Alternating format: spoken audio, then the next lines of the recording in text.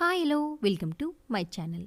ಇನ್ನೂ ಯಾರೆಲ್ಲ ಈ ಚಾನಲ್ಗೆ ಸಬ್ಸ್ಕ್ರೈಬ್ ಆಗಿಲ್ಲ ದಯವಿಟ್ಟು ಈ ಕೂಡಲೇ ಸಬ್ಸ್ಕ್ರೈಬ್ ಆಗಿ. ಹಾಗೆಯೇ ಈ ಒಂದು ಕತೆ ತುಂಬ ಇಂಟ್ರೆಸ್ಟಿಂಗ್ ಆಗಿದೆ, ಸ್ವಲ್ಪನೂ ಸ್ಕಿಪ್ ಮಾಡದೆ ನೋಡಿ. ಅನುಬಂಧ. ಅಮ್ಮ, ನಿನ್ನ ಕೈ ಮುಗಿತೀನಿ, ನನಗೊಂದು ಅವಕಾಶ ಕೊಡಿ. ಈ ಮದುವೆ ಬೇಡ ಅಮ್ಮ. ನಾನು ನನ್ನ ಬಾಸನ್ನು ತುಂಬ ಪ್ರೀತಿಸ್ತಾ ಇದ್ದೇನೆ. ಒಂದೇ ಒಂದು ಸಾರಿ ನಾನವರಿಗೆ ನನ್ನ ಪ್ರೀತಿ ಹೇಳುವ ಅವಕಾಶ ಕೊಡಿ. ಅವರು ಒಪ್ಪದೇ ಇದ್ದರೆ ನಿನ್ನಿಷ್ಟದಂತೆ ಆಗಿಬಿಡಲಿ ಎಂದು ಕಣ್ತುಂಬಿಕೊಂಡು ಬೇಡುತ್ತಿದ್ದ ಮಗಳು ಅಂಜನಾ ಕಣ್ಣೀರಿಗೆ ಕರಗುವ ಮನಸ್ಸು ತಾಯಿ ಸುನೀತಾರವರಿಗೆ ಇರಲಿಲ್ಲ. ತಲೆ ಕೆಟ್ಟಿದೆಯಾ ಅಂಜು ನಿಂಗೆ? ಅವನು ಯಾರೋ ನಿನ್ನ ಬಾಸ್. ನಿಮ್ಮ ಕಂಪನಿಗೆ ಬಂದು ಇನ್ನೂ 6 ತಿಂಗಳು ಕಳೆದಿಲ್ಲ, ಆಗಲೇ ಅವನ ಮೇಲೆ ನಿನಗೆ ಪ್ರೀತಿ ಆಯಿತಾ? ಸರಿ ಹೋಗಲಿ, ಈ ಮದುವೆ ಪ್ರಸ್ತಾಪ ಆದ ಮೇಲೆ ನೀನು ಅವನ ಬಳಿ ಮಾತನಾಡಿ ಒಪ್ಪಿಸುತ್ತೇನೆ ಎಂದು ಸಮಯ ತೆಗೆದುಕೊಂಡು ವಾರ ಕಳೆದು ಹೋಯಿತು. ನಿನಗೆ ಕೊಟ್ಟ ಸಮಯ ಕಳೆದ ಮೇಲೆ ತಾನೇ ನಾನು ಈ ಮದುವೆಗೆ ಒಪ್ಪಿಗೆ ನೀಡಿ ನಿಶ್ಚಿತಾರ್ಥಕ್ಕೆ ಮುಹೂರ್ತ ಇಟ್ಟದ್ದು. ಅಷ್ಟರಲ್ಲಿ ನೀನು ಅವರ ಬಳಿ ಮಾತನಾಡಿ ಅವನು ಒಪ್ಪಿದ್ದರೆ ನಾನು ಹೇಗೂ ನಿಮ್ಮ ಅಪ್ಪನ ಬಳಿ ಮಾತನಾಡಿ ಒಪ್ಪಿಸುತ್ತಿದ್ದೆ. ಆದರೆ ನೀನು ಯಾವುದೂ ಮಾಡದೆ ಈಗ ನಿಶ್ಚಯವಾಗಿರುವ ಮದುವೆಗೆ ಒಪ್ಪದೆ ನನ್ನ ಮಾತಿಗೆ ವಿರೋಧವಾಡಿ ನನಗೂ ಕೋಪ ತರಿಸಬೇಡ. ಚಂದನ್ ಗೊತ್ತಿರುವ ಹುಡುಗ. ಅವನ ತಂಗಿ ವರ್ಷಿಣಿಯನ್ನು ನಿನ್ನ ತಮ್ಮ ಧನುಷ್ಗೆ ತಂದುಕೊಳ್ಳುತ್ತಿರುವುದರಿಂದ ನೀನು ಜೋಪಾನವಾಗಿ ಇರಬಹುದು. ನಿನ್ನ ಜೀವನ ಭದ್ರವಾಗುತ್ತದೆ. ನೀನು ಜೀವನವನ್ನು ಪ್ರೀತಿ ಪ್ರೇಮ ಎನ್ನುವ ಕಲ್ಪನೆಯಲ್ಲಿ ಕಳೆಯದೆ ಪ್ರಾಕ್ಟಿಕಲ್ ಆಗಿ ಥಿಂಕ್ ಮಾಡುವುದು ಒಳ್ಳೆಯದು ಎಂದು ಸಿಡುಕುತ್ತಾ ಸುನೀತಾರವರು ಮಗಳಿಗೆ ಬುದ್ಧಿ ಹೇಳುತ್ತಿದ್ದರು. ನಡುರಾತ್ರಿಯಲ್ಲಿ ಸುರಿದ ಮಳೆಯ ಕಂಪು ಬೆಳಗಿನ 10ರ ಸಮಯದಲ್ಲೂ ಎಳೆ ಬಿಸಿಲಿಗೆ ಘಮ್ಮೆಂದು ಹೊಂಬಿತ್ತು. ಅದರೊಂದಿಗೆ ಜೊತೆಗೂಡಿದ್ದು ಮಲ್ಲಿಗೆ ಹೂವಿನ ಪರಿಮಳವು ಛತ್ರದಲ್ಲೆಲ್ಲ ಹರಡಿತ್ತು.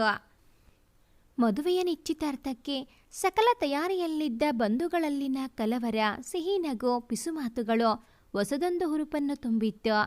ಆದರೆ ಮದುವೆ ಆಗಬೇಕಿದ್ದ ಹೆಣ್ಣಿನ ಮನಸ್ಸು ಅರಿಯುವ ಮನಸ್ಸು ಸುನೀತಾರವರಿಗೆ ಕಾಣಲಿಲ್ಲ. ಅವರಿಗೆ ಹೆಣ್ಣು ಕೊಟ್ಟು ತಂದು ಮಾಡುವುದರಿಂದ ನನ್ನ ಮಗಳು ಜೋಪಾನವಾಗಿ ಇರುತ್ತಾಳೆ, ಬಂದ ಸೊಸೆಯು ಗೌರವದಿಂದ ಇರುತ್ತಾಳೆ ಎನ್ನುವ ಲೆಕ್ಕಾಚಾರವೇ ತುಂಬಿತ್ತು. ಮಂಟಪದಲ್ಲಿ ನಿಶ್ಚಿತಾರ್ಥದ ಶಾಸ್ತ್ರಗಳು ಪ್ರಾರಂಭವಾಗುವ ಸಮಯಕ್ಕೆ ಪುರೋಹಿತರು 2 ಜೋಡಿಗಳನ್ನು ಕರೆತನ್ನಿ ಎನ್ನುವ ಸಂದೇಶ ಕಳುಹಿಸಿದ್ದರು. ಮಹಡಿಯ ಕಡೆಗೆ ನಡೆದು ಬರುತ್ತಿದ್ದ ದಡದಡ ಸದ್ದಿಗೆ ಎಚ್ಚೆತ್ತ ಸುನೀತಾರವರು, ನೋಡು ಅಂಜು, ಈಗ ನೀನು ಏನಾದರೂ ತಕರಾರು ತೆಗೆದರೆ ಮುಂದೆ ನಿನ್ನ ಯಾವುದೇ ಸಮಸ್ಯೆಗೆ ನಾನು ಜೊತೆ ಇರುವುದಿಲ್ಲ. ಈಗ ನಿಶ್ಚಿತಾರ್ಥ ಆಗಿಬಿಡಲಿ, ಮದುವೆಗೆ ಇನ್ನೂ ಸಮಯವಿದೆ. ಅಷ್ಟರಲ್ಲಿ ಹೊರದೇಶಕ್ಕೆ ಹೋಗಿರುವ ನಿನ್ನ ಬಾಸ್ ಬಂದು ನಿನ್ನ ಪ್ರೀತಿಗೆ ಒಪ್ಪಿಗೆ ಸೂಚಿಸಿದರೆ ನಾನು ನಿನ್ನ ಜೊತೆ ನಿಲ್ಲುತ್ತೇನೆ. ಇಲ್ಲವಾದರೆ ಪಾಲಿಗೆ ಬಂದದ್ದು ಪಂಚಾಮೃತ ಎಂದು ಈ ಮದುವೆ ಆಗಬೇಕು ಎಂದು ಹೇಳುತ್ತಾ ಅಂಜನಾ ಕೆನ್ನೆಯ ಮೇಲೆ ಉಳಿದಿದ್ದ ನೀರನ್ನು ಹೊರಸಿ ತಲೆ ನೆವರಿಸಿ ಕಣ್ಣಿನಲ್ಲಿ ನಗು ಸೂಸಿದರು. ಅಮ್ಮ ಎಂದು ಆಶ್ಚರ್ಯದ ಪರಮಘಟ್ಟದಲ್ಲಿ ಎದ್ದು ನಿಂತು ಬಾಯಿ ತೆರೆದು ನೋಡುತ್ತಾ ನಿಂತು ಬಿಟ್ಟಳು ಅಂಜನಾ. ಆಂಟಿ, ಅಂಜನಾ ರೆಡಿನಾ? ಪುರೋಹಿತರು ಕರೆತರಲು ಹೇಳಿ ಕಳುಹಿಸಿದರು ಎಂದು ಕೂಗುತ್ತಾ ಒಳಗೆ ಬಂದ ಅಂಜನಾ ಸ್ನೇಹಿತೆ ರಮ್ಯಾ ಕಣ್ಣಗಲಿಸಿ ಆಶ್ಚರ್ಯದಲ್ಲಿ ನಿಂತಿದ್ದ ಅಂಜನಾಳನ್ನು ಮತ್ತು ಕಣ್ಣಲ್ಲಿ ಮುಖದಲ್ಲಿ ನಗುವನ್ನು ಹೊದ್ದು ನಿಂತಿದ್ದ ಸುನೀತಾರವರನ್ನು ಕಂಡು ರೆಪ್ಪೆಯಾಡಿಸುತ್ತಾ, ಆಂಟಿ, ಯಾಕೆ ಇಬ್ಬರು ಹೀಗೆ ನಿಂತಿದ್ದೀರಿ? ಎನಿಥಿಂಗ್ ಸ್ಪೆಷಲ್ ಎಂದವಳ ಕಣ್ಣಲ್ಲಿ ಕುತೂಹಲ. ಮೊದಲು ವಾಸ್ತವಕ್ಕೆ ಮರಳಿದ ಸುನೀತಾರವರು, ಹೌದು ರಮ್ಯಾ, ನನ್ನ ಮಗಳ ಮದುವೆಯ ನಿಶ್ಚಿತಾರ್ಥ ನಮಗೆ ಸ್ಪೆಷಲ್ ತಾನೇ, ಅದಕ್ಕೆ ಅವಳಿಗೆ ದೃಷ್ಟಿ ನಿವಾಳಿಸುತ್ತಿದ್ದೆ ಎಂದು ಹೇಳಿ ಅವಳ ಆಶ್ಚರ್ಯ ತುಂಬಿದ ಕಣ್ಣುಗಳಲ್ಲಿದ್ದ ಕಾಡಿಗೆ ತೆಗೆದು ಕಿವಿಯ ಹಿಂಭಾಗದಲ್ಲಿರಿಸಿ, ಈಗ ಹೋಗೋಣವಾ ಅಂಜು ಎಂದರು. ತನ್ನ ತಾಯಿಯ ಮಾತು ನಂಬುವುದು ಕಷ್ಟವಾಗಿ, ಆದರೂ ಅವರು ಹೇಳಿದ್ದು ಕನಸಲ್ಲ ಎಂಬ ಅರಿವು ಆದ ಕೂಡಲೇ ಅಂಜನಾ ತಾಯಿಯನ್ನು ಬಿಗಿಯಾಗಿ ತಬ್ಬಿ, ಥ್ಯಾಂಕ್ ಯು ಅಮ್ಮ, ಥ್ಯಾಂಕ್ ಯು ಸೋ ಮಚ್. ನಿನ್ನಂತಹ ತಾಯಿ ಪಡೆಯಲು ನಾನು ಪುಣ್ಯ ಮಾಡಿದ್ದೆ ಎಂದು ಹೇಳಿ ನಗುಮುಖವನ್ನು ಹೊದ್ದು ತಾಯಿಯ ಕೈ ಹಿಡಿದು ಮಂಟಪಕ್ಕೆ ನಡೆದಳು. ಧನುಷ್ ಮತ್ತು ವರ್ಷಿಣಿ ನಗುಮುಖದಿಂದ ತಮ್ಮ ಚೆಲ್ಲಾಟದ ಮಾತುಗಳನ್ನು ಆಡುತ್ತಾ ಕುಳಿತಿದ್ದರು. ಮಹಡಿಯ ಕಡೆಯಿಂದ ನಿಧಾನವಾಗಿ ತಾಯಿಯೊಂದಿಗೆ ನಗುಮುಖದಿಂದ ಹೊರಗೆ ಬಂದ ಅಂಜನಾ ಕಣ್ಣಿನಲ್ಲಿಯ ಪ್ರಣತಿಯಂತೆ ಹೊಮ್ಮಿದ ಕಿರಣವನ್ನು ನೋಡಿ ಅವಳ ಕೈ ಹಿಡಿದು ಬಾಳ ಸಂಗಾತಿಯನ್ನಾಗಿ ಮಾಡಿಕೊಳ್ಳುವ ವಾಸ್ತವಕ್ಕೆ ಶರಣಾಗಿ ಕುಳಿತಿದ್ದ ಚಂದನ್ ಅರಕ್ಷಣ ಅವಳ ನಗುವಿನಲ್ಲಿ ಕಳೆದು ಹೋಗಿದ್ದ. ಅದನ್ನು ಗಮನಿಸಿದ ಧನುಷ್, ಏನ್ ಭಾವ, ನನ್ನ ಅಕ್ಕನನ್ನು ಈಗಲೇ ನಿಮ್ಮ ಮನೆಗೆ ಕರೆದುಕೊಂಡು ಹೋಗುವ ಆಲೋಚನೆ ಮಾಡುತ್ತಾ ಕುಳಿತಿರುವಂತಿದೆ ಎಂದು ಪಕ್ಕದಲ್ಲಿದ್ದ ಚಂದನ್ಗೆ ಕಣ್ಣು ಮಿಟುಕಿಸಿ ಕಾಲೆಳೆದ. ತುಟಿ ಬಿರಿದು ಸಿಹಿಯಾಗಿ ನಕ್ಕ ಚಂದನ್, ಧನುಷ್, ನಿಮ್ಮ ಮನದಲ್ಲಿ ಮೂಡಿರುವ ಆಸೆಯನ್ನು ನನ್ನ ಹೆಸರಿನಲ್ಲಿ ಹೇಳಿ ಬಹಿರಂಗಪಡಿಸುವ ಅವಶ್ಯಕತೆ ಇಲ್ಲ. ನೀವೇ ಹಿರಿಯರ ಒಪ್ಪಿಗೆ ಪಡೆದು ಈ ದಿನವೇ ವರ್ಷಿಣಿಗೆ ತಾಳಿ ಕಟ್ಟಿ ಕರೆದುಕೊಂಡು ಹೋಗಿ, ನನ್ನದೇನೂ ಅಭ್ಯಂತರವಿಲ್ಲ ಎಂದು ಮಾತು ಮುಗಿಯುವ ಸಮಯಕ್ಕೆ ಅಂಜನಾ ಅವನ ಪಕ್ಕದಲ್ಲಿ ಬಂದು ಕುಳಿತಳು. ತಿರುಗಿ ಅವಳ ಕಡೆಗೊಮ್ಮೆ ನೋಡಿ ನಗುವನ್ನು ನೀಡಿದ. ಅಂಜನಾ ತನ್ನ ತಾಯಿ ಮಾತಿಗೆ ಹಿರಿ ಹಿಗ್ಗಿ ಮನದಲ್ಲಿ ಸಾವಿರ ಕನಸು ಕಂಡಿದ್ದವಳು ತನಗೇ ತಿಳಿಯದಂತೆ ತನ್ನ ಕಲ್ಪನೆಯಲ್ಲಿಯೇ ಚಂದನಿಗೆ ನಗುವನ್ನು ವರ್ಗಾಯಿಸಿ ಹರ್ಷಚಿತ್ತಳಾಗಿ ಕುಳಿತಳು. ಈಗ ಆಶ್ಚರ್ಯ ಪಡುವ ಸರದಿ ಚಂದಂದಾಗಿತ್ತು. ಹಿರಿಯರು ಹೆಣ್ಣು ಕೊಟ್ಟು ಹೆಣ್ಣು ತರುವ ಬಗ್ಗೆ ಮಾತನಾಡಿದಾಗ ಚಂದನ್ಗೆ ಏನೂ ಸಮಾಧಾನವಾಗಿರಲಿಲ್ಲ. ಇಂಜಿನಿಯರಿಂಗ್ ಓದುವ ಹುಡುಗಿ ಅಂಜನಾ ಹಳ್ಳಿಯಲ್ಲಿ ಮೇಷ್ಟ್ರ ಕೆಲಸ ಮಾಡುವ ತನ್ನನ್ನು ಒಪ್ಪುವುದು ಸಂಶಯ ಎಂದುಕೊಂಡು ಯಾವುದೇ ಆತುರ ಕಾತುರ ತೋರ್ಪಡಿಸದೆ ತಂಗಿಯ ಕಡೆಗೆ ನೋಡಿದ್ದ. ಹಿರಿಯರು ನಿಶ್ಚಯಿಸಿದರು. ವರ್ಷಿಣಿ ಇಷ್ಟಪಟ್ಟು ಆಗುತ್ತಿರುವ ಮದುವೆ ಕಥೆಯಾದ ನಂತರ ಒಬ್ಬರನ್ನೊಬ್ಬರು ತುಂಬ ಹಚ್ಚಿಕೊಂಡಿದ್ದಾರೆ. ನಾವೇ ಹುಡುಗನನ್ನು ಹುಡುಕಿ ಅವಳಲ್ಲಿ ಆಸೆ ತುಂಬಿ ಈಗ ತನ್ನಿಂದ ನಿಲ್ಲುವುದು ಸಮ್ಮತವಲ್ಲ ಎಂದು ಮನದಲ್ಲಿ ಆಲೋಚಿಸಿ ಹಿರಿಯರ ಮಾತುಗಳಿಗೆ ಕಿವಿಯಾಗಿ ಉಳಿದ.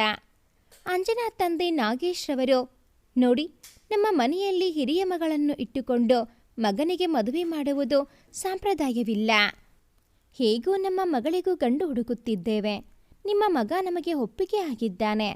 ನೀವು ನಿಮ್ಮ ಮಗನಿಗೆ ನಮ್ಮ ಮಗಳನ್ನು ತಂದುಕೊಂಡರೆ ಹೆಣ್ಣು ಕೊಟ್ಟು ತಂದು ನಾವು ಸಂಬಂಧವನ್ನು ಇನ್ನೂ ಗಟ್ಟಿ ಮಾಡಿಕೊಳ್ಳಬಹುದು. ಏನಂತೀರಿ ಎಂದು ಅವರ ಅಭಿಪ್ರಾಯವನ್ನು ಕೇಳುವಂತೆ ತಮ್ಮ ಅಭಿಪ್ರಾಯ ತಿಳಿಸಿದ್ದರು. ಸಹಜವಾಗಿ ಚಂದನ್ ತಂದೆ ತಾಯಿ ರಾಮಪ್ಪ ಜಾನಕಿ ಅವರಿಗೆ ಅವರ ಪ್ರಸ್ತಾವನೆ ಒಪ್ಪಿಗೆಯಾಗಿ ಸಂತೋಷದಿಂದಲೇ ಎರಡೂ ನಿಶ್ಚಿತಾರ್ಥ ಒಟ್ಟಾಗಿ ಮತ್ತು ಎರಡೂ ಮದುವೆ ಒಟ್ಟಾಗಿ ಮಾಡುವುದು ಎಂದು ನಿರ್ಧರಿಸಲಾಗಿತ್ತು. ಆ ಸಮಯದಲ್ಲಿ ಮಾತುಕತೆಯ ಮಧ್ಯೆ ಅಸಮಾಧಾನದಿಂದ ಎದ್ದು ಹೋಗಿದ್ದ ಅಂಜನಾ ನಂತರ ಮಾತಿಗೆ ಸಿಗದೆ ಉಳಿದವಳು ಇಂದು ನಗುಮುಖದಿಂದ ಕುಳಿತಿರುವುದು ಆಶ್ಚರ್ಯದೊಂದಿಗೆ ಕೊಂಚ ನಿರಾಳತೆಯನ್ನು ನೀಡಿತು ಚಂದನ್ಗೆ.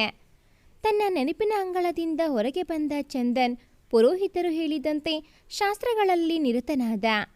ಎರಡೂ ಜೋಡಿಗಳ ಕಡೆಯಿಂದ ಹಿರಿಯರು ಶಾಸ್ತ್ರ ಮಾಡಿಸಿ ಉಂಗುರ ಬದಲಿಸಿದ್ದರು. ಧನುಷ್ ವರ್ಷಿಣಿ ಸಡಗರ ಸಂಭ್ರಮದಿಂದ ಎಲ್ಲದರಲ್ಲೂ ಪಾಲ್ಗೊಂಡಿದ್ದರೆ ಅಂಜನಾ ತನ್ನದೇ ಕನಸಿನಲ್ಲಿ ಮುಳುಗಿದವಳು ನಡೆಯುತ್ತಿರುವ ವಾಸ್ತವ ಮರೆತು ಸಂಭ್ರಮಿಸಿದ್ದಳು. ನಗುಮೊಗದ ಚೆಲುವೆ, ತಿಳಿ ಕಣ್ಣಲ್ಲಿ ಹೊಮ್ಮಿಸಿದ ಕಾಂತಿಗೆ ಕಳೆದು ಹೋಗಿದ್ದ ಚಂದನ್ ನಿಶ್ಚಿತಾರ್ಥ ಮುಗಿದು 2 ದಿನ ಕಳೆದರೂ ಅದೇ ಗುಂಗಿನಲ್ಲಿದ್ದ. ಅಂಜನಾಳೊಂದಿಗೆ ಮಾತನಾಡಬೇಕು ಎಂದುಕೊಂಡರೂ ಕೈಗೆ ಸಿಗದಂತೆ ಓಡಿ ಹೋದವಳ ಕಂಡು ಅದೆಷ್ಟು ನಾಚಿಕೆ ಹೆಣ್ಣಿಗೆ ಎನ್ನುವ ಕಲ್ಪನೆಯೇ ಮನದಲ್ಲಿ ಪುಳಕ ಏಳುವಂತೆ ಮಾಡಿತ್ತು.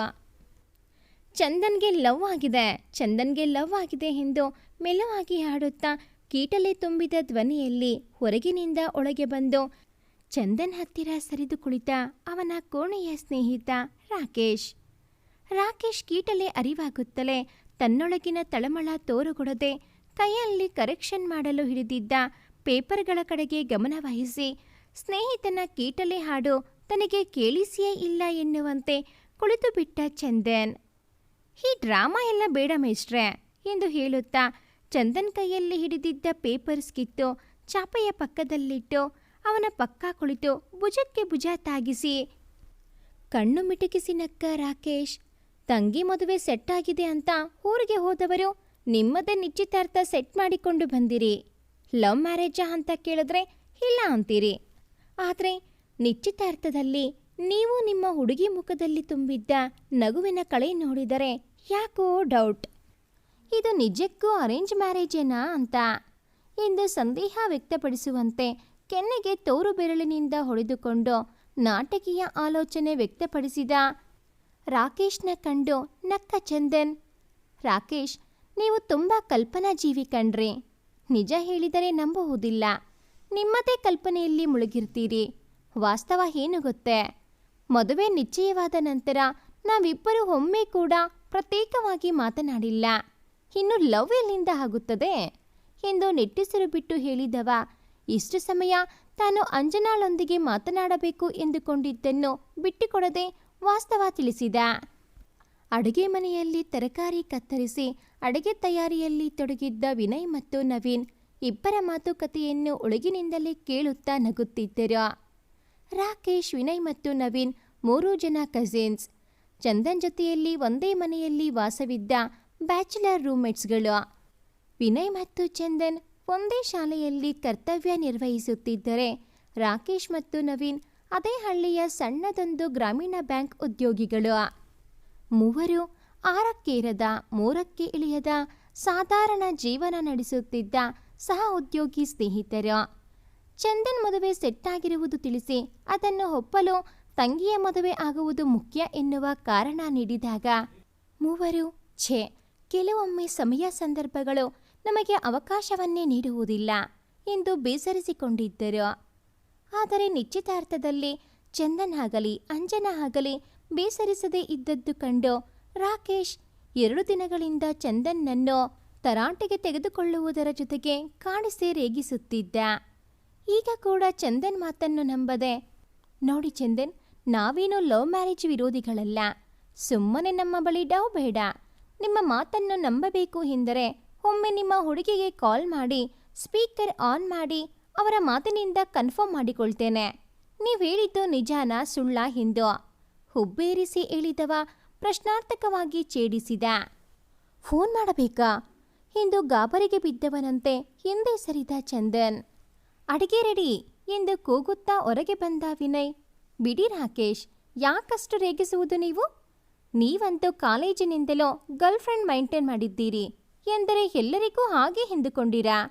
ನಿಮಗೂ ಈ ಹಳ್ಳಿ ವೃತ್ತಿಗೂ ಸೂಟ್ ಆಗೋದಿಲ್ಲ ರೀ.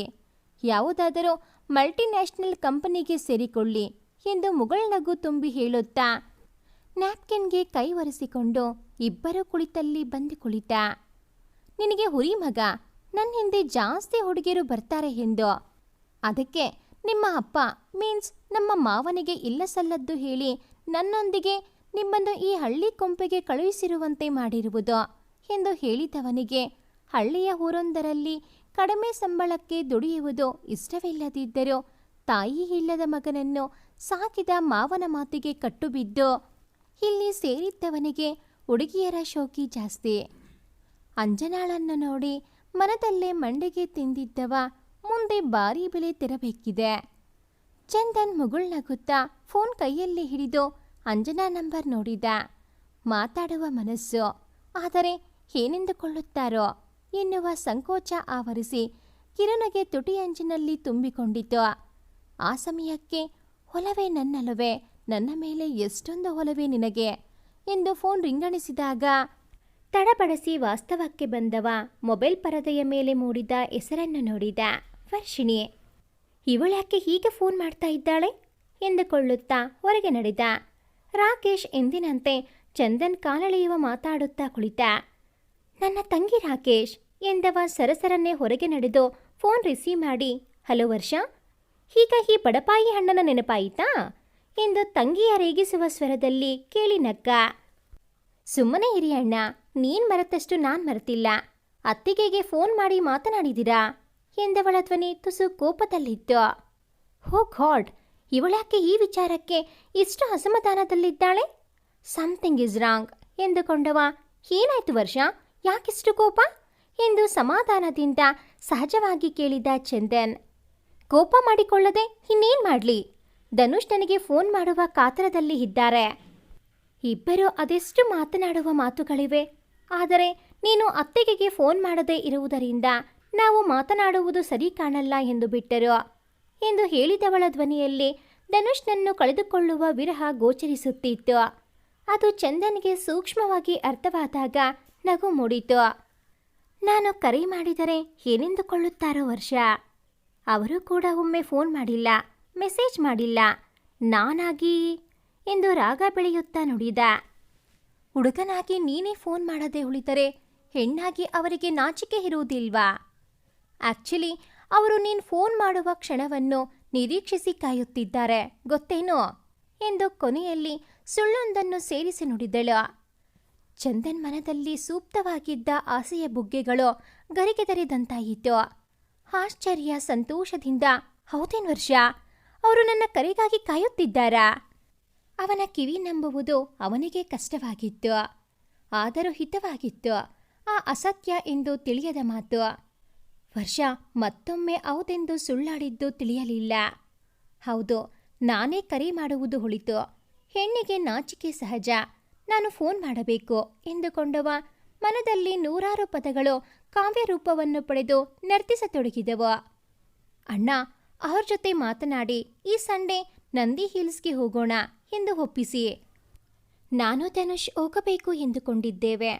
ನೀವು ಬಂದರೆ ಮಾತ್ರ ಹಿರಿಯರು ಮನೆಯಲ್ಲಿ ನಮಗೆ ಒಪ್ಪಿಗೆ ನೀಡುವುದು. ಪ್ಲೀಸ್ ಅಣ್ಣ, ಅವರನ್ನು ಒಪ್ಪಿಸಿಬಿಡಿ ಎಂದು ಗೋಗರೆಯುವಂತೆ ಕೇಳಿದಳು ವರ್ಷ. ಹೇ, ಏನು ಹೇಳ್ತಾ ಇದೀಯ ವರ್ಷ? ಹಾಗೆಲ್ಲ ಹೇಳಲು ಕೇಳಲು ಸಾಧ್ಯವಿಲ್ಲ. ನೀನು ಅದೆಲ್ಲ ನಿರೀಕ್ಷೆ ಇಟ್ಟುಕೊಳ್ಳಬೇಡ. ನಾನು ಕರೆದಾಗ ಅವರು ತಪ್ಪು ತಿಳಿದರೆ ಎಂದವನು ಬೆಚ್ಚಿ ಬಿದ್ದಿದ್ದ ವರ್ಷಿಣಿಯ ಮಾತಿಗೆ. ಆದರೂ ಒಪ್ಪಿದರೆ ಎನ್ನುವ ಕಚಗುಳಿ ನೀಡುವ ಕಲ್ಪನೆ. ಅದೇನು ಮಾಡ್ತೀರೋ ಅಣ್ಣ, ನೀವು ಭಾನುವಾರ ಬರುವುದರಲ್ಲಿ ಅತ್ತಿಗೆಯನ್ನು ಒಪ್ಪಿಸಬೇಕು. ಇನ್ನು 5 ದಿನ ನಿಮಗೆ ಕಾಲಾವಕಾಶ ಇದೆ ಎಂದು ಹೇಳಿ ಕರೆ ತುಂಡರಿಸಿದಳು. ಹಬ್ಬ, ಅಸಾಧ್ಯ ನನ್ನ ತಂಗಿ. ಧನುಷ್, ನಿನ್ನ ದೇವರು ಕಾಪಾಡಬೇಕು ಎಂದು ತುಟಿ ಬಿರಿದು ನಕ್ಕು ಒಳಗೆ ನಡೆದ. ಕೈಗಟಕುವ ಅಂತರದಲ್ಲಿ ಮೋಡಗಳು ಮೈಮನಕ್ಕೆ ಮುತ್ತಿಟ್ಟು ಚಲಿಸುತ್ತಿದೆ. ನಂದಿ ಬೆಟ್ಟದ ಮೇಲೆ ಮೋಡಗಳ ಎತ್ತರಕ್ಕೆ ಏರಿ ಮೋಡಿಗೆ ಒಳಗಾದಂತೆ ಪ್ರೇಮಿಗಳು ತೋಳತೆಕ್ಕೆಯಲ್ಲಿ ವಿಹರಿಸುತ್ತಾ ಸಂಚರಿಸುತ್ತಿದ್ದಾರೆ. ಮಂಜು ಮುಸುಕಿದ ಪರದೆಯ ಮತ್ತೊಂದು ಭಾಗದಲ್ಲಿ ಧನುಷ್ ವರ್ಷಿಣಿ ಜೋಡಿ ಹಕ್ಕಿಗಳಾಗಿ ಸ್ವಚ್ಛಂದವಾಗಿ ತೇಲುತ್ತಾ ದೂರ ಸಾಗುವುದು ಕಣ್ಮರೆಯಾದಾಗ ಕಲ್ಲು ಬೆಂಚಿನ ಮೇಲೆ ಕಲ್ಲಾಗಿ ಕುಳಿತ ತನ್ನ ಹುಡುಗಿ ಅಂಜನಾ ಕಡೆಗೆ ನೋಡಿದ. 5 ದಿನಗಳ ಹಿಂದೆ ಅವಳೊಂದಿಗೆ ಮಾತನಾಡಿದ್ದು ನೆನಪಿನಂಗಳಕ್ಕೆ ತಂದುಕೊಂಡ ಚಂದನ್. ವರ್ಷಿಣಿ ಫೋನ್ ತುಂಡರಿಸಿದ ನಂತರ ಒಳಗೆ ನಡೆದು ಊಟ ಮುಗಿಸಿ ವಾಯು ಸಂಚಾರದ ನೆಪ ಹೂಡಿ ಹೊರಗೆ ಬಂದವನು ಫೋನ್ ನೋಡುತ್ತಾ, ಅಂಜನಾ, ರಿಯಲಿ ನೀವು ನನ್ನ ಕರೆಗಾಗಿ ಕಾದಿರುವಿರಾ? ವರ್ಷ ಹೇಳಿದ ನಂತರ ನಿಮ್ಮೊಂದಿಗೆ ಮಾತನಾಡಲು ನನ್ನ ಮನಸ್ಸು ಚಡಪಡಿಸುತ್ತಿದೆ. ಫೋನ್ ಮಾಡಲೆ ಎಂದು ತನ್ನಲ್ಲಿಯೇ ಮಾತನಾಡಿಕೊಂಡವ ಧೈರ್ಯ ವಹಿಸಿ ಕರೆ ಮಾಡಿದ. ಒಂದೊಂದು ರಿಂಗಾಗುತ್ತಲೋ ಚಂದನ್ ಎದೆಯ ಬಡಿತ ಏರುಪೇರಾಗುತ್ತಿತ್ತು. ಕರೆ ತುಂಡರಿಸುವ ಹಂತ ತಲುಪಿದಾಗ ನಿರಾಸೆಯ ಕಾರ್ಮೋಡ ಆವರಿಸಿ ಮುಖ ಕಪ್ಪಿಟ್ಟಿತು. ತಿಳಿಯದ ತಳಮಳ, ತಿಳಿಯದ ಗೊಂದಲ ಬೆರೆತು ಕರೆ ತುಂಡಾದದ್ದು ಕನ್ಫರ್ಮ್ ಆದಾಗ ನಿರೀಕ್ಷೆಗಳ ಬುಗ್ಗೆ ಧರಣಿಯನ್ನು ದಾಟಿ ಪಾತಾಳ ಸೇರಿದಂತಾಗಿ ಸೋತ ಹೆಜ್ಜೆಗಳನ್ನಿಡುತ್ತಾ ರೂಮಿಗೆ ನಡೆಯುವಾಗ ಸಂದೇಶವೊಂದು ಇನ್ಬಾಕ್ಸ್ ಬಂದು ಸೇರಿದ ರಿಂಗಣ ಕಿವಿ ತಲುಪಿತು. ಪರದೆಯ ಕಡೆಗೆ ನೋಡಿದ ಅಂಜನಾ.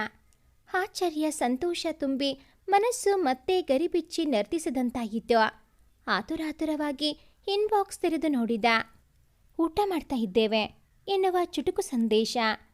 ತುಟಿಗಳು ಬಿರಿದು ದಂತಪಕ್ತಿ ಪ್ರಜ್ವಲಿಸಿತು. ಒಂದು ಕ್ಷಣ ಅದೆಷ್ಟು ನಿರಾಸೆಯಾಯಿತು. ಅವರು ಬ್ಯುಸಿ ಇರಬಹುದು ಎನ್ನುವ ಕಲ್ಪನೆಯೇ ಮೂಡಲಿಲ್ಲ. ಛೆ, ಸುಮ್ಮನೆ ತಪ್ಪಾಗಿ ತಿಳಿದುಬಿಟ್ಟೆ ಎಂದುಕೊಂಡವ ಟೈಪಿಸಿದ. ಓಕೆ, ಬಿಡುವಾದಾಗ ಕರೆ ಮಾಡಿ ಎಂದು ಬರೆದು ಕ್ಷಣ ತಡೆದು ಅದನ್ನು ಅಳಿಸಿ ಬಿಡುವಾದಾಗ ತಿಳಿಸಿ ಕರೆ ಮಾಡ್ತೇನೆ ಎಂದು ಕಳುಹಿಸಿದ. ಅಂಜನಾ ಕಡೆಯಿಂದ ಪ್ರತ್ಯುತ್ತರದ ನಿರೀಕ್ಷೆಯಲ್ಲಿ ತುಂಬ ಸಮಯ ಮೊಬೈಲ್ ಕಡೆಯಿಂದ ಕಣ್ಣು ಕೀಳದಾದ. ಆದರೆ ಪ್ರತ್ಯುತ್ತರ ಗಂಟೆ ಕಳೆದರೂ ಬಾರದೆ ಹೋದಾಗ ಅಯ್ಯೋ, ಈ ಹುಡುಗಿಯನ್ನು ಅರ್ಥ ಮಾಡಿಕೊಳ್ಳುವುದು ಹೇಗೆ ಎಂದು ಗುಣುಗುತ್ತಾ ಮಲಗಲು ತೆರಳಿದ. ಮತ್ತೆ ಫೋನ್ ಮಾಡಲು ಮನಸ್ಸು ಹಿಂದೇಟು ಹಾಕಿತು. ಬೆಳಕು ಮೂಡಿ ದಿನನಿತ್ಯದ ಕರ್ತವ್ಯ ಕೈಬೀಸಿ ಕರೆದರೂ ಮನಸ್ಸಿನ ಚಡಪಡಿಕೆ ನಿಲ್ಲುತ್ತಿಲ್ಲ. ಇನ್ನೊಮ್ಮೆ ಫೋನ್ ಮಾಡಲೆ ಎಂದುಕೊಂಡ. ಸೋತಂತೆ ಆಗುವುದಲ್ಲ ಎನಿಸಿತು ಒಂದು ಮನಸ್ಸು. ತಪ್ಪೇನೋ, ನೀನು ಮದುವೆ ಆಗುವ ಹುಡುಗಿಗೆ ಕರೆ ಮಾಡಿದರೆ ಸೋತಂತೆ ಹೀಗೆ ಆಗುತ್ತದೆ? ಫೋನ್ ಮಾಡಿ ಮಾತನಾಡು ಎಂದು ನುಡಿದಂತಾಯಿತೋ ತನ್ನಲ್ಲಿಯೇ ಸೂಕ್ತವಾಗಿದ್ದ ಮತ್ತೊಂದು ಮನಸ್ಸು. ಶಾಲೆಗೆ ತಯಾರಾಗುತ್ತಲೇ ತನ್ನ ಮನದ ಮಾತುಗಳನ್ನು ಕೇಳುತ್ತಾ ಒಪ್ಪವಾಗಿ ಕೂದಲು ಜೋಡಿಸಿಕೊಂಡು ಇಂಜಿನಿಯರಿಂಗ್ ಮಾಡಿರುವ ಹುಡುಗಿ ಮಲ್ಟಿನ್ಯಾಷನಲ್ ಕಂಪನಿಯಲ್ಲಿ ನನಗಿಂತ 2 ಪಟ್ಟು ಸಂಬಳ ದುಡಿಯುತ್ತಾಳೆ. ನನ್ನೊಂದಿಗೆ ಮದುವೆ ಇಷ್ಟವಿದೆಯೋ ಅಥವಾ ಕಷ್ಟವಿದೆಯೋ ಎಂದು ನಿಟ್ಟುಸಿರು ಬಿಟ್ಟು ಸ್ನೇಹಿತರ ಮಾತಿಗೆ ನೀರಸವಾಗಿ ಉತ್ತರಿಸುತ್ತಾ ತಿಂಡಿ ತಿಂದು ಮುಗಿಸಿ ತನ್ನ ಡ್ಯೂಟಿಗೆ ತೆರಳಲು ಬೈಕ್ ಸ್ಟಾರ್ಟ್ ಮಾಡುವತ್ತ ನಡೆದ. ಫೋನ್ ರಿಂಗ್ ಅನಿಸಿತು. ಅಂಜನಾ. ಮತ್ತೆ ಕಣ್ಣಲ್ಲಿ ಕಾಂತಿ ಮೂಡಿತು. ಸುಮ್ಮನೆ ನಾನು ಮನದಲ್ಲಿ ಇಲ್ಲಸಲ್ಲದ್ದು ಆಲೋಚಿಸಿದೆ. ಹುಡುಗಿಗೆ ಇರುವ ಬೋಲ್ಡ್ನೆಸ್ ನನಗೆ ಇಲ್ಲವಾಯಿತು ಎನಿಸಿ ನಾಚಿಕೆ ಆದಂತಾಯಿತು. ಬೈಕ್ನಿಂದ ಕೆಳಗೆ ಇಳಿದು ಸ್ವಲ್ಪ ದೂರ ನಡೆದು ರಿಸೀವ್ ಮಾಡಿ ಹಲೋ ಎಂದ. ಹಲೋ ಎಂದು ಅವಳು ಮಾತು ನಿಲ್ಲಿಸಿದಳು. ಚಂದನ್ ತಾನೇ ಮಾತಿಗೆ ಮುಂದಡಿ ಇಡಬೇಕು ಎನ್ನುವ ಜಾಗೃತಾವಸ್ಥೆಗೆ ಬಂದವನು. ಹೇಗಿದ್ದೀರಿ? ತುಂಬ ದಿನವಾಯಿತು ನಿಮ್ಮ ಜೊತೆ ಮಾತನಾಡಿ. ಐ ಮಿಸ್ ಯು ಎಂದು ಇದ್ದ ಬದ್ದ ಶಕ್ತಿಯನ್ನೆಲ್ಲ ಒಟ್ಟುಗೂಡಿಸಿ ಕಣ್ಣು ಮುಚ್ಚಿ ನುಡಿದು ಬಿಟ್ಟ. ಚಂದನ್ ಮಾತಿಗೆ ಬೆಚ್ಚಿ ಬೀಳುವಂತಾಯಿತು ಅಂಜನಾಗೆ. 3 ದಿನಗಳಿಂದ ಧನುಷ್. ಅಕ್ಕ, ನೀನು ಭಾವ ಮಾತನಾಡದೆ ನಾನು ವರ್ಷಿಣಿ ಗಂಟೆಗಟ್ಟಲೆ ಫೋನಿನಲ್ಲಿ ಮುಳುಗಿದರೆ ನಮಗೆ ಮುಜುಗರ ಆಗುತ್ತದೆ ಕಣೆ. ನೀನು ಭಾವ ಕೂಡ ಮಾತನಾಡುತ್ತಾ ಸಂತೋಷದ ಕ್ಷಣಗಳನ್ನು ಎಂಜಾಯ್ ಮಾಡಿದರೆ ನನಗೂ ಹಿಂಸೆ ಆಗುವುದಿಲ್ಲ. ವರ್ಷಿಣಿ ಜೊತೆ 1 ಗಂಟೆ ಮಾತನಾಡದೇ ಇರುವುದು ನನ್ನಿಂದ ಸಾಧ್ಯವಿಲ್ಲ ಅಕ್ಕ. ಅಷ್ಟು ಮೆಚ್ಚಿಕೊಂಡು ಬಿಟ್ಟಿದ್ದೇನೆ ಎಂದು ಗೋಗರೆದು ಬೇಡುವಂತೆ ಕೇಳಿದ್ದ. ನೀನು ಅತಿಯಾಗಿ ಆಡ್ತೀಯ ಧನುಷ್. ನೀವು ನಿಮ್ಮ ಪಾಡಿಗೆ ನಿಮ್ಮ ಸಂತೋಷದ ಕ್ಷಣಗಳನ್ನು ಎಂಜಾಯ್ ಮಾಡಿ. ನನಗೆ ಹೊಸ ಪರಿಚಯದವರೊಂದಿಗೆ ಮಾತು ಪ್ರಾರಂಭಿಸುವುದು ಮುಜುಗರ. ನಿನಗೆ ತಿಳಿದಿದೆ ತಾನೇ? ಅಲ್ಲದೆ ಎಂದು ಮಾತು ಮುಂದುವರಿಸಲು ಹೊರಟವಳು ನಾನವರನ್ನು ಮದುವೆ ಆಗುವುದಿಲ್ಲ ಎನ್ನುವ ಮಾತುಗಳನ್ನು ತನ್ನಲ್ಲಿಯೇ ನುಂಗಿಕೊಂಡಳು. ಅಕ್ಕ, ನಿನಗೆ ನನ್ನ ಪರಿಸ್ಥಿತಿ ಅರ್ಥವಾಗುತ್ತಿಲ್ಲ ಎಂದು ಮೆಲ್ಲಗೆ ಗೊಣಗಿದ್ದು ಅಂಜನಾ ಕಿವಿ ಸೋಕಿತು. ಮನದಲ್ಲಿ ಬೈದುಕೊಂಡಳು. ಹೀಡಿಯಟ್ ಇವನು. ನನ್ನ ಬಾಸ್ ನನ್ನ ಪ್ರೀತಿಯನ್ನು ಒಪ್ಪಿದರೆ ಇದ್ಯಾರೋ ಹಳ್ಳಿಗುಗ್ಗುವನ್ನು ಮದುವೆ ಆಗುವ ಕರ್ಮ ನನಗಿಲ್ಲ. ಆಗ ಕೂಡ ಹೀಗೆ ಅವನ ಹುಡುಗಿಯ ಜೊತೆ ಬಿಟ್ಟು ಬಿಡುತ್ತಾನೇನೋ ಎಂದು ವ್ಯಂಗ್ಯವಾಡಿಕೊಂಡವಳು ಸದ್ಯದಲ್ಲಿ ಆ ಸುಳಿವು ನೀಡುವುದು ಬೇಡ ಎನಿಸಿ, ಸರಿ, ನಾನು ಅವರೊಂದಿಗೆ ಮಾತನಾಡ್ತೇನೆ. ನೀನು ನನಗಾಗಿ ನಿನ್ನ ಹುಡುಗಿಯ ಬಿಟ್ಟು ಬಿಡ್ತೇನೆ ಎನ್ನುವ ರೇಂಜ್ಗೆ ಬಿಲ್ಡಪ್ ಕೊಡಬೇಡ. ನೀವು ನಿಮ್ಮ ಪಾಡಿಗೆ ಮಾತನಾಡಿಕೊಂಡು ಎಂಜಾಯ್ ಮಾಡಿಕೊಂಡು ಇರಿ. ಇನ್ನೂ ನನಗೆ ಅವರ ಮೇಲೆ ಯಾವ ಫೀಲಿಂಗ್ ಸ್ಟಾರ್ಟ್ ಆಗಿಲ್ಲ. ಹಾಗಾಗಿ ರಿಜಿಡ್ ಆಗಿದ್ದೇನೆ ಅಷ್ಟೇ ಎಂದು ಹೇಳಿದ ಅಂಜನಾ. ಬಾಸ್, ಬೇಗ ಬಂದ್ಬಿಡಿ. ನೀವು ಬಾರದೆ ನನ್ನ ಬದುಕು ತೂಗುಯ್ಯಾಲೆಯಲ್ಲಿದೆ ಎಂದು ಮನದಲ್ಲಿ ಬೇಡುತ್ತಾ ಕರೆ ತುಂಡರಿಸಿದಳು. ಈಗ ಚಂದನ್ ಮಿಸ್ ಯು ಎಂದಿದ್ದು ದಿಗಲಾಗುವಂತೆ ಮಾಡಿದ್ದು. ಅದು ಕೇಳಿಸಿಯೇ ಇಲ್ಲ ಎನ್ನುವಂತೆ, ರಾತ್ರಿ ಕಾಲ್ ಮಾಡಿದ್ದೀರಿ. ನಾನು ಫ್ರೆಂಡ್ ಬರ್ಡೇಗೆ ಬಂದಿದ್ದೆ. ರಿಟರ್ನ್ ಆಗುವುದು ತಡವಾಯಿತು. ಹಾಗಾಗಿ ಕರೆ ಮಾಡಲಿಲ್ಲ. ನಮ್ಮ ಪ್ರೊಫೆಷನ್ನಲ್ಲಿ ಇದೆಲ್ಲವೂ ಕಾಮನ್ ಎಂದವಳಿಗೆ, ಹಳ್ಳಿಗುಗ್ಗು, ಹೀಗಾದರೂ ಅವನೇ ಮದುವೆ ಬೇಡ ಎಂದು ಬಿಡಲಿ ಎಂದು ಸ್ವಲ್ಪ ಜಾಸ್ತಿ ಸೇರಿಸಿ ಹೇಳಿದಳು. ಇಟ್ಸ್ ಓಕೆ, ಅದೆಲ್ಲ ಕಾಮನ್. ಆದರೆ ನಮ್ಮ ಹಳ್ಳಿ ಕಡೆ ಅಂತಹ ಅನುಕೂಲ ಇಲ್ಲ ಎಂದು ಹೇಳಿದವ ನಿಜ ಸ್ಥಿತಿ ಅವಳಿಗೆ ತಿಳಿಸಬೇಕು ಎನಿಸಿ ನುಡಿದ. ಅಂಜನಾ ಮನದಲ್ಲಿ ನಕ್ಕು, ನಾನು ಇವನ ಜೊತೆ ಹಳ್ಳಿಯಲ್ಲಿ ಇರ್ತೇನೆ ಎಂದು ಕನಸು ಕಾಣುತ್ತಿದ್ದಾನೆ, ಫೂಲ್ ಎಂದುಕೊಂಡವಳ ಕಣ್ಣ ಮುಂದೆ ನೀಲಿ ಕಣ್ಣುಗಳ ಒಡೆಯ ತನ್ನ ಬಾಸ್ ಆದಿತ್ಯ ಚಿತ್ರ ಮೂಡಿತು. ಅವರು ತೋರುವ ಇವಳೆಡೆಗಿನ ಆಸಕ್ತಿಗೆ ಮೈ ಪುಳುಕಗೊಂಡಂತಾಯಿತು. ಪ್ರತಿಕ್ಷಣ ಕಾಡುವ ಅವರ ಪ್ರತಿಬಿಂಬ ಮನದಲ್ಲಿ ಅಚ್ಚಳಿಯದೆ ಉಳಿದು ಅವರು ನನ್ನನ್ನು ಪ್ರೀತಿ ಮಾಡುತ್ತಾರೆ ಎಂಬುದನ್ನು ಸಾರಿ ಹೇಳಿದಂತೆ ಮಾಡಿತು. ಚಂದನ್ ಹಲೋ ಎಂದಾಗ ವಾಸ್ತವಕ್ಕೆ ಬಂದವಳು, ಛೇ, ಇವರಲ್ಲಿ ಭಾವನೆಗಳನ್ನು ಹುಟ್ಟುಹಾಕುವುದು ಸರಿಯಲ್ಲ, ಹೇಳಿಬಿಡಬೇಕು. ನಾನು ಮತ್ತೊಬ್ಬರನ್ನು ಪ್ರೀತಿ ಮಾಡ್ತೇನೆ ಎಂದುಕೊಂಡವಳಿಗೆ ತಕ್ಷಣ ಅಮ್ಮ ಹೇಳಿದ ಮಾತು ನೆನಪಾಯಿತು.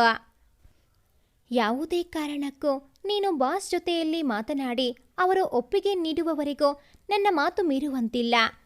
ಒಂದು ವೇಳೆ ನನ್ನ ಮಾತು ಮೀರಿ ಯಾರಿಗಾದರೂ ಹೇಳಿದರೆ ನಾನು ನಿನ್ನ ಪ್ರೀತಿಗೆ ಸಪೋರ್ಟ್ ಮಾಡುವುದಿಲ್ಲ ಎಂದಿದ್ದರು. ಹಾಗಾಗಿ ಚಂದನ್ ಬಳಿಯಲ್ಲಿ ತನ್ನ ಮನದ ಮಾತುಗಳನ್ನು ಹೇಳದೆ ಅವನಿಗೆ ಪ್ರಶ್ನಿಸುವಂತೆ ಹೇಳಿ ಎಂದು ಮಾತು ನಿಲ್ಲಿಸಿದಳು. ಚಂದನ್ಗೆ ತಲೆ ಕೆಟ್ಟಂತಾಯಿತು. ಸಿಟಿಯಲ್ಲಿ ಬೋಲ್ಡ್ ಆಗಿ ಇರುವ ಹುಡುಗಿ ಹೀಗೆ ಚುಟುಕು ಮಾತನಾಡಿದರೆ ನಾನು ಮಾತು ಮುಂದುವರಿಸುವುದಾದರೂ ಹೇಗೆ? ಹೀಗೆ ಆದರೆ ಇಬ್ಬರು ಒಬ್ಬರನ್ನೊಬ್ಬರು ಅರ್ಥ ಮಾಡಿಕೊಳ್ಳುವುದು ಕಷ್ಟವಾಗುತ್ತದೆ ಎನಿಸಿ ನಿಮ್ಮ ಜೊತೆ ತುಂಬ ಮಾತನಾಡಬೇಕು ಎನಿಸುತ್ತಿದೆ. ಈ ವೀಕೆಂಡ್ ಮೀಟ್ ಮಾಡೋದಕ್ಕೆ ಆಗುತ್ತದಾ ಎಂದು ಕೇಳಿಬಿಟ್ಟ. ಅಂಜನಾ, ನಾಳೆ ನಮ್ಮ ಬಾಸ್ ಬರುತ್ತಾರೆ. ಅವರೊಂದಿಗೆ ಮಾತನಾಡಿ ನಮ್ಮ ಪ್ರೀತಿಗೆ ಸಿಹಿ ಮುದ್ರೆ ಪಡೆದು ಈ ವೀಕೆಂಡ್ ಇವರನ್ನು ಮೀಟ್ ಮಾಡಿ ಅವರಾಗಿಯೇ ನನ್ನ ತೊರೆದು ಹೋಗುವಂತೆ ಮಾಡಬೇಕು ಎನ್ನುವ ಲೆಕ್ಕಾಚಾರ ಹಾಕಿ ನಾನು ಕೂಡ ನಿಮ್ಮ ಜೊತೆಯಲ್ಲಿ ಮಾತನಾಡಬೇಕು, ಎಲ್ಲಿ ಸಿಗ್ತೀರಿ ಎಂದು ಕೇಳಿ ಅವನುತ್ತರಕ್ಕೆ ಕಾಯುತ್ತಾ ನಿಂತಳು.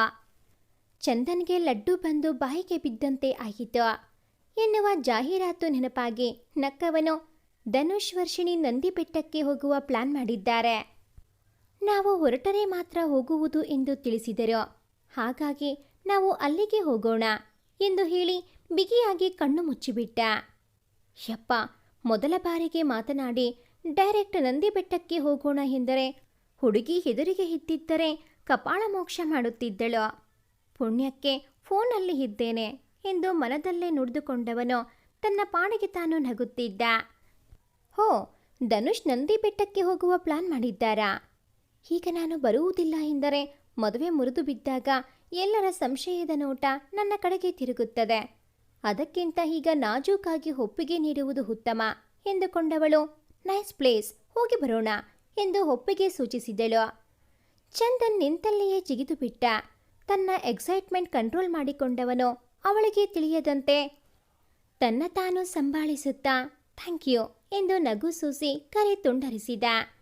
ಈಗ ನಂದಿ ಬೆಟ್ಟದ ಕಲ್ಲು ಹಾಸಿನ ಮೇಲೆ ಕೋಳಿರ್ಗಾಳಿಯಲ್ಲಿ ಕುಳಿತ ಇಬ್ಬರ ಮನಸ್ಸಿನ ಆಂದೋಲನ ಒಬ್ಬರಿಗೊಬ್ಬರು ಹೇಳುವುದಕ್ಕೆ ಕ್ಷಣಗಣನೆ ಪ್ರಾರಂಭವಾಗುತ್ತಿತ್ತು. ಧನುಷ್ ವರ್ಷಿಣಿ ಕಣ್ಮರೆಯಾದಾಗ ಪಕ್ಕದಲ್ಲಿ ಕುಳಿತಿದ್ದ ಅಂಜನಾ ಕಡೆಗೊಮ್ಮೆ ಕಿರುಕಣ್ಣಿನಲ್ಲಿ ನೋಡಿದ ಚಂದನ್ ಮನದಲ್ಲಿ ಪುಳಕಗೊಂಡ. ಹೇಗೆ ಮಾತು ಪ್ರಾರಂಭಿಸಲಿ? ಹುಡುಗಿಗೆ ಸಹಜವಾಗಿ ನಾಚಿಕೆ ಇರುತ್ತದೆ ಎಂದ ವರ್ಷಿಣಿಯ ಮಾತಿನ ನೆನಪಾಗಿ ಧೈರ್ಯ ವಹಿಸಿ ಪಕ್ಕದಲ್ಲಿ ಕುಳಿತ ಅಂಜನಾ ಕೈ ಹಿಡಿಯಲು ಕೈ ಚಾಚಿದ. ಚಂದನ್ ಕೈ ಕೊಂಚ ಸೋಕಿದ ಕೂಡಲೇ ಬೆಚ್ಚಿ ಕೈ ಹಿಂದಕ್ಕೆ ಎಳೆದುಕೊಂಡು ಎದ್ದು ನಿಂತು ಕಣ್ತುಂಬಿಕೊಂಡಳು. ಚಂದನ್ಗೆ ಕ್ಷಣ ದಿಗಿಲಾಯಿತು. ಛೆ, ನಾನು ಹುಡುಗಿ ಬಗ್ಗೆ ಸರಿಯಾಗಿ ತಿಳಿಯದೆ ಅತಿಯಾಗಿ ವರ್ತಿಸಿದೆನಾ ಎನಿಸಿ ಅವಳ ಕಡೆಗೆ ದಿಟ್ಟಿಸಿದ. ಅಂಜನಾ ಕಣ್ಣುಗಳು ಕೊಳಾಯಿಯಂತಾಗಿದ್ದವು. ಮತ್ತಷ್ಟು ಆತಂಕವಾಯಿತು ಚಂದನ್ಗೆ. ಅಂಜನಾ, ಏನಾಯಿತು? ಯಾಕೆ ಹೀಗೆ ಎಂದು ಕೇಳುತ್ತಿದ್ದ. ಅಷ್ಟರಲ್ಲಿ ಅಂಜನಾ, ನನ್ನನ್ನು ಕ್ಷಮಿಸಿಬಿಡಿ ಚಂದನ್, ನಾನು ಮತ್ತೊಬ್ಬರ ಪ್ರೀತಿಗೆ ಹಂಬಲಿಸುತ್ತಿರುವ ಹೆಣ್ಣು. ನನ್ನ ಮನದ ತುಂಬ ನಮ್ಮ ಬಾಸ್ ಆದಿತ್ಯ ತುಂಬಿಕೊಂಡಿದ್ದಾರೆ. ಅವರು ನನ್ನ ಪ್ರೀತಿಸುತ್ತಾರೆ ಎಂದುಕೊಂಡು ಜೀವ ಕೈಯಲ್ಲಿ ಹಿಡಿದು ಕಾದಿದ್ದೇನೆ. ನಾನವರ ಪ್ರೀತಿಯಲ್ಲಿ ಹುಚ್ಚಿಯಾಗಿದ್ದೇನೆ. ಅವರಿಲ್ಲದೆ ಬದುಕುವ ಆಸೆ ಕೂಡ ಕಮರಿ ಹೋಗಿದೆ ಅನಿಸುತ್ತಿದೆ ಎಂದು ಬಿಕ್ಕುತ್ತಾ ಹೇಳಿ ಕುಸಿದು ಕುಳಿತು ಬಿಟ್ಟಳು. ಪಕ್ಕದಲ್ಲಿ ಬಾಂಬ್ ಸಿಡಿದಂತಾಯಿತು ಚಂದನ್ಗೆ. ಏನು ಹೇಳ್ತಾ ಇದ್ದೀರಾ ಎಂದವನ ಸ್ವರ ತಡಬಡಿಸಿ ಹೋಯಿತು. ಕುಸಿದು ಕುಳಿತ ಅಂಜನಾ, ಹೌದು, ನಾನು ನಮ್ಮ ಬಾಸ್ರನ್ನು ಪ್ರೀತಿ ಮಾಡ್ತಾ ಇದ್ದೇನೆ ಎಂದು ಮರು ಉಚ್ಚರಿಸಿದಳು. ಚಂದನ್ಗೆ ಹೇರಿದ್ದ ಪ್ರೀತಿಯ ನಶೆ ಗಕ್ಕನೆ ಇಳಿದಂತಾಯಿತು. ನೀವು ಇನ್ಯಾರನ್ನೂ ಪ್ರೀತಿಸಿದ ಮೇಲೆ ನನ್ನೊಂದಿಗೆ ಮದುವೆ ನಿಶ್ಚಯ ಹೇಗೆ ಮಾಡಿಕೊಂಡಿರಿ ಎಂದು ತುಸು ಖಾರವಾಗಿ ನೇರವಾಗಿ ಪ್ರಶ್ನಿಸಿದ. ಚಂದನ್ ಮಾತಿನ ಘಾಟು ಅಂಜನಾಗೆ ತಾಕಿತು. ನಡೆದಿರುವುದಕ್ಕೆ ನಾನು ಮಾತ್ರ ಕಾರಣವಲ್ಲ ಎಂದು ಬಲವಾಗಿ ಎನಿಸಿತು. ಕಣ್ತೊಡೆದುಕೊಂಡು ಸಿಟಿದು ಎದ್ದು ನಿಂತವಳು, ಎಲ್ಲ ನನ್ನ ಗ್ರಹಚಾರ. ನೀವು ನಿಮ್ಮ ತಂಗಿಯನ್ನು ಮುಂದೆ ಇಟ್ಟುಕೊಂಡು ನನ್ನ ಬದುಕಿಗೆ ಚಪ್ಪಡಿ ಎಳೆಯುವಂತೆ ಮಾಡಿದಿರಿ. ನನ್ನ ತಮ್ಮ ಈಗ ನಿಮ್ಮ ತಂಗಿಯ ಪ್ರೀತಿಯಲ್ಲಿ ಹುಚ್ಚನಾಗಿದ್ದಾನೆ. ಇಲ್ಲದೆ ಹೋಗಿದ್ದರೆ ನಾನು ಈ ಮದುವೆಯಿಂದ ಸುಲಭವಾಗಿ ಹಿಂದೆ ಸರಿಯುತ್ತಿದ್ದೆ ಎಂದು ಹೇಳಿದವಳ ಮಾತಿನಲ್ಲಿ ತನ್ನ ಕೋಪ ಹತಾಶೆ ಸೇರಿತ್ತು. ಅಂಜನಾ ಮಾತಿಗೆ ಚಂದನ್ ಮೂಕನಾಗಿ ಹೋದ. ಹಿರಿಯರು ಎರಡೂ ಮದುವೆ ಒಟ್ಟಾಗಿ ಮಾಡಬೇಕು ಎಂದು ನಿಶ್ಚಯಿಸಿದ್ದಾರೆ ಅಂಜನಾ ಮನೆಯಲ್ಲಿ. ಮಗಳ ಮದುವೆ ಆದರೆ ಮಾತ್ರ ಮಗನಿಗೆ ಮದುವೆ ಮಾಡುವುದು ಎಂದು ಪಟ್ಟು ಹಿಡಿದಿದ್ದಾರೆ. ಆದರೆ ವರ್ಷಿಣಿ ಈಗಾಗಲೇ ಧನುಷ್ ಜೊತೆಗೆ ಸುಂದರವಾದ ಕನಸುಗಳನ್ನು ತುಂಬಿಕೊಂಡಿದ್ದಾಳೆ. ಈಗ ಏನು ಮಾಡುವುದು ಎನ್ನುವ ಗೊಂದಲದಲ್ಲಿ ನಿಂತುಬಿಟ್ಟ. ಅಂಜನಾ ಪ್ರೀತಿಯಲ್ಲಿ ತಪ್ಪು ಕಾಣಲಿಲ್ಲ. ನನ್ನ ತಂಗಿ ಪ್ರೀತಿಯಾದರೂ ಒಂದೇ, ಅಂಜನಾ ಪ್ರೀತಿಯಾದರೂ ಒಂದೇ ಎಂದುಕೊಂಡವನು ನಿಟ್ಟುಸಿರು ಹೊರದಬ್ಬಿ, ಹಾಗಾದರೆ ಈಗ ಏನು ಮಾಡುವುದು ನೀವೇ ಹೇಳಿ.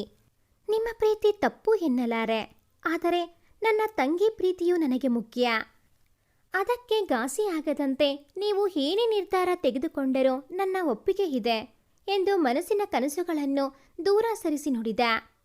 ಅಂಜನಾ ತನ್ನ ಕಿವಿ ತಾನೇ ನಂಬದಾದಳು. ಆಶ್ಚರ್ಯದಿಂದ ಅವನ ಕಡೆಗೊಮ್ಮೆ ನೋಡಿದಳು.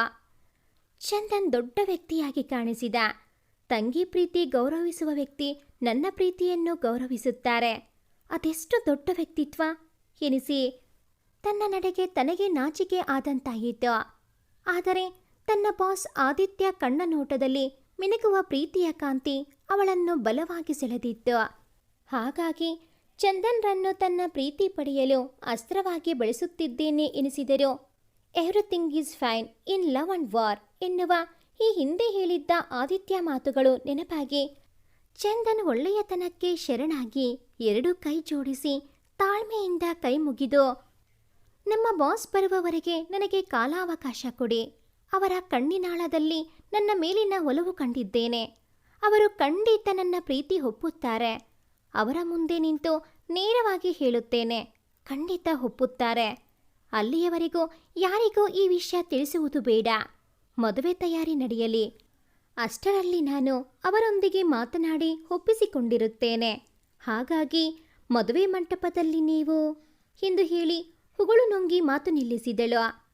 ಅಂಜನಾ ಮಾತನ್ನು ಕೇಳುತ್ತಾ ನಿಂತ ಚಂದನ್ ಪ್ಯಾಂಟ್ ಕಿಸೆಯಲ್ಲಿ ಕೈ ಇರಿಸಿ, ಮದುವೆ ಮಂಟಪದವರೆಗೂ ನಾನು ಮದುಮಗನಾಗಿ ಇರಬೇಕು.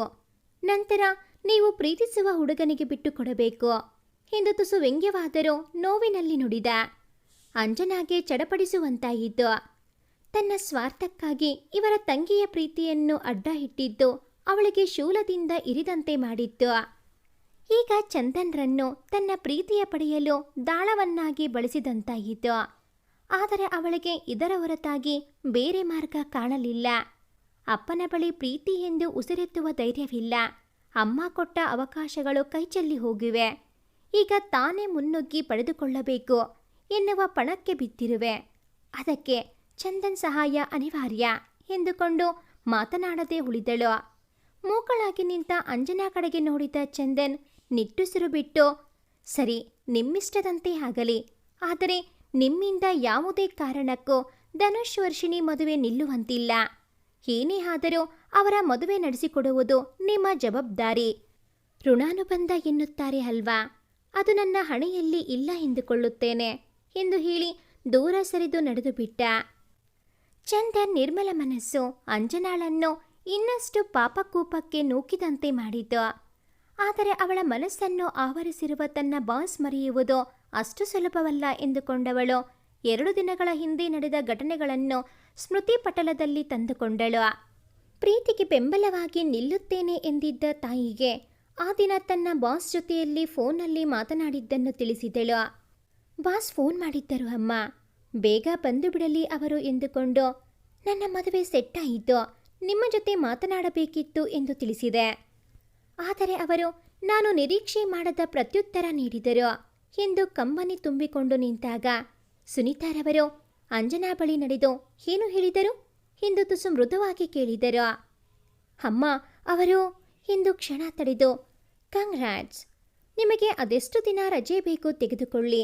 ಮದುವೆ ಡೇಟ್ ಫಿಕ್ಸ್ ಆದಾಗ ತಿಳಿಸಿ, ಸಾಧ್ಯವಾದರೆ ನಾನು ಬರಲು ಪ್ರಯತ್ನಿಸುತ್ತೇನೆ ಎಂದು ಹೇಳಿ ಕರೆ ತುಂಡರಿಸಿ ಬಿಟ್ಟರು ಎಂದು ಬಿಕ್ಕಳಿಸಿ ಅಳುತ್ತಾ, ನನಗೆ ಬೇರೆ ಮಾತನಾಡುವ ಅವಕಾಶ ಕೂಡ ಸಿಗಲಿಲ್ಲ ಅಮ್ಮ.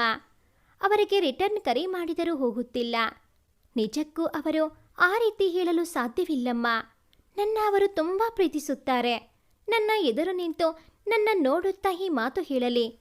ಅಲ್ಲಿಯವರೆಗೂ ಸಮಯಾವಕಾಶ ನೀಡಿ. ಏಕೆಂದರೆ ಅವರ ನೀಲಿ ಕಣ್ಣಿನ ಕೊಳದಲ್ಲಿ ನನ್ನ ಮೇಲಿನ ಅಗಾಧ ಪ್ರೇಮ ಗುರುತಿಸಿದ್ದೇನೆ. ಅದಕ್ಕೆ ಮಾರು ಹೋದ ನಂತರವೇ ನಾನವರಿಗೆ ನನ್ನ ಮನದಲ್ಲಿ ಸ್ಥಾನ ನೀಡಿದ್ದು. ಅಷ್ಟು ಸುಲಭವಾಗಿ ನಾನು ಮೋಸ ಹೋಗಲಾರಳು ಎಂದು ಬೇಡುತ್ತಾ ನಡೆದ ಘಟನೆಯನ್ನು ನೋವಿನಲ್ಲಿ ನುಡಿದಿದ್ದಳು. ಸುನೀತಾರವರು ಕೂಡಲೇ, ನಿಮ್ಮ ಬಾಸ್ ನಿನ್ನ ಮದುವೆಗೆ ಶುಭ ಹಾರೈಸಿದ್ದಾರೆ ಎಂದರೆ ಅವರಿಗೆ ನಿನ್ನ ಮೇಲೆ ಒಲವಿಲ್ಲ ಎನ್ನುವುದು ಸ್ಪಷ್ಟವಾಯಿತು ಅಂಜು. ನೀನಿನ್ನು ಅವರ ಜಪ ಮಾಡುವುದು ಬಿಟ್ಟು ಅವರನ್ನು ಮರೆತು ಚಂದನ್ನ ಮದುವೆ ಆಗುವುದಕ್ಕೆ ತಯಾರಾಗು. ಮತ್ತೆ ಮತ್ತೆ ಕಾಲಾವಕಾಶ ನೀಡುವಷ್ಟು ಮೂರ್ಖತನಕ್ಕೆ ನನ್ನ ದೂಡಬೇಡ. ಯಾವ ತಾಯಿಯೂ ನೀಡದ ಒಂದು ಭರವಸೆ ನಾನು ನಿನಗೆ ನೀಡಿದ್ದೆ. ಕಾರಣ ಪ್ರೀತಿ ಪ್ರೇಮ ಎನ್ನುವ ಹುಚ್ಚಾಟದಲ್ಲಿ ನೀನು ನಿನ್ನ ಭವಿಷ್ಯ ಹಾಳು ಮಾಡಿಕೊಳ್ಳುವುದು ತಾಯಿಯಾಗಿ ನನಗೆ ಸರಿಯಲ್ಲ. ಆದರೆ ಇನ್ನೂ ನಿನಗೆ ಕಾಲಾವಕಾಶ ನೀಡುವುದು ನನ್ನಿಂದ ಸಾಧ್ಯವಿಲ್ಲ. ನನಗೆ ನನ್ನ ಮಗಳು ಭವಿಷ್ಯದಲ್ಲಿ ಸುಭದ್ರವಾಗಿ ನೆಮ್ಮದಿಯಿಂದ ಇರುವುದು ಮುಖ್ಯ. ನಿನಗೆ ನೀಡಿದ ಸಮಯಾವಕಾಶ ಮುಗಿದಿದೆ. ಇನ್ನು ನೀನು ನಾನು ಹೇಳಿದ್ದು ಕೇಳಲೇಬೇಕು. ಚಂದನ್ ಒಳ್ಳೆಯ ವ್ಯಕ್ತಿ, ಅವನನ್ನು ನೀನು ವರಿಸಲೇಬೇಕು. ಇಲ್ಲದೆ ಹೋದರೆ ಧನುಷ್ ಮದುವೆ ನಡೆಯಲು ನಾನು ಅವಕಾಶ ನೀಡುವುದಿಲ್ಲ. ನಿನ್ನ ತಮ್ಮನ ಬದುಕು ಈಗ ನಿನ್ನ ಕೈಯಲ್ಲಿದೆ ಎಂದು ಕಡ್ಡಿ ತುಂಡಾಗುವಂತೆ ಖಡಕ್ಕಾಗಿ ನುಡಿದು ಬಿಟ್ಟರು. ಅಮ್ಮ ಎಂದು ಕೂಗುತ್ತಾ 2 ಹೆಜ್ಜೆ ಹಿಂದೆ ಸರಿದವಳು. ಇದು ಯಾವ ತರ್ಕ? ಧನುಷ್ ಮದುವೆ ನಡೆಯಲಿ, ನನ್ನ ಮದುವೆ ಯಾವುದಾದರೂ ಕಾರಣ ಕೊಟ್ಟು ಮುಂದೂಡುವಂತೆ ಮಾಡಿ ಎಂದು ಕೈ ಮುಗಿದಳು. ನೀನು ಏನಾದರೂ ಅಂದುಕೋ ಅಂಜನಾ. ಒಬ್ಬ ತಾಯಿಯಾಗಿ ಮಗಳ ಭವಿಷ್ಯ ಭದ್ರ ಮಾಡುವುದು ನನ್ನ ಕರ್ತವ್ಯ. ನಿನ್ನ ಕೈಗೆ ಸಿಗದ ಆಸೆ ಕನಸುಗಳ ಹಿಂದೆ ನೀನು ನಡೆಯುವುದಾದರೆ ನಡೆ. ನಿನ್ನ ಮದುವೆ ಆಗದೆ ಧನುಷ್ ಮದುವೆ ಮಾಡುವುದಕ್ಕೆ ನನ್ನ ಒಪ್ಪಿಗೆ ಇಲ್ಲ. ಧನುಷ್ ವರ್ಷಿಣಿ ಈಗಾಗಲೇ ಒಬ್ಬರನ್ನೊಬ್ಬರು ತುಂಬ ಮೆಚ್ಚಿಕೊಂಡಿದ್ದಾರೆ. ನಿನ್ನಿಂದ ಅವರ ಪ್ರೀತಿ ಸಂಬಂಧ ಮುರಿಯಬೇಕು ಎಂದಿದ್ದರೆ ಅದು ಆಗಿಯೇ ಬಿಡಲಿ ಎಂದು ತೀಕ್ಷ್ಣವಾಗಿ ಮಾತಿನ ಚಾಟಿ ಬೀಸಿದ ಸುನೀತಾರವರು ಹೊರಗೆ ನಡೆದರು. ಹಿಂದೆಂದೂ ಅಷ್ಟು ಆವೇಶದಲ್ಲಿ ತನ್ನ ತಾಯಿಯನ್ನು ಕಾಣದ ಅಂಜನಾ ಇಂದು ತಡಬಡಿಸಿ ಹೋದಳು. ತನ್ನ ತಾಯಿ ಇಷ್ಟು ಕಟುವಾಗಲು ಕಾರಣ ಅರ್ಥವಾಗದೆ ಹೋದರೂ ಧನುಷ್ ಮತ್ತು ವರ್ಷಿಣಿ ಇಷ್ಟು ಆತ್ಮೀಯರಾಗದೇ ಇದ್ದಿದ್ದರೆ ನಾನು ಈ ಸಂಬಂಧದಿಂದ ಸುಲಭವಾಗಿ ದೂರ ಸರಿಯಬಹುದಿತ್ತು ಎನಿಸಿತು. ಇನ್ನು ತಾಯಿಯ ಬಳಿ ಸಹಾಯ ಕೇಳುವುದು ಸಾಧ್ಯವಿಲ್ಲ ಎನಿಸಿ ಹೇಗಾದರೂ ಮಾಡಿ ಚಂದನ್ ಬಳಿಯಲ್ಲಿ ವಿಚಾರವನ್ನು ಹೇಳಿ ಅವರಿಂದಲೇ ಮದುವೆ ಮುರಿಯುವ ಇರಾದೆ ಇಟ್ಟುಕೊಂಡು ನಂದಿ ಬೆಟ್ಟಕ್ಕೆ ಬಂದಿದ್ದಳು. ಈಗ ಚಂದನ್ ತಣ್ಣನೆಯ ಪ್ರತಿಕ್ರಿಯೆ ನೀಡಿ ಸುಲಭವಾಗಿ ಅಂಜನಾ ಮಾತಿಗೆ ಒಪ್ಪಿಗೆ ನೀಡಿದ್ದು ಅವಳನ್ನು ತೊಳಲಾಟಕ್ಕೆ ಸಿಲುಕಿಸಿತು. ಅಂಜನಾ ಋಣಾನುಬಂಧ ಯಾರೊಂದಿಗೆ ಬೆಸೆದಿದೆ? ಅವಳು ಅಂದುಕೊಂಡಂತೆ ಅಂಜನಾ ಬಾಸ್ ಅವಳನ್ನು ಪ್ರೀತಿಸ್ತಾ ಇದ್ದಾರಾ? ಕಾಯ್ದು ನಿರೀಕ್ಷಿಸಿ. ಭಾಗ 2 ಮುಂದುವರಿಯುತ್ತದೆ. ಭಾಗ 2ರ ನೋಟಿಫಿಕೇಷನ್ಸ್ ನಿಮಗೆ ಬರಬೇಕು ಅಂತ ಅಂದರೆ ಈ ಕೂಡಲೇ ಈ ಚಾನಲ್ಗೆ ಸಬ್ಸ್ಕ್ರೈಬ್ ಆಗಿ. ಹಾಗೆಯೇ ಈ ಒಂದು ಕತೆ ನಿಮಗೆ ಇಷ್ಟ ಆಗಿದ್ದಲ್ಲಿ ಪ್ಲೀಸ್ ಲೈಕ್ ಮಾಡಿ, ಶೇರ್ ಮಾಡಿ, ಹಾಗೆಯೇ ಕಾಮೆಂಟ್ ಮಾಡೋದನ್ನು ಮರಿಬೇಡಿ. Thanks for watching this video.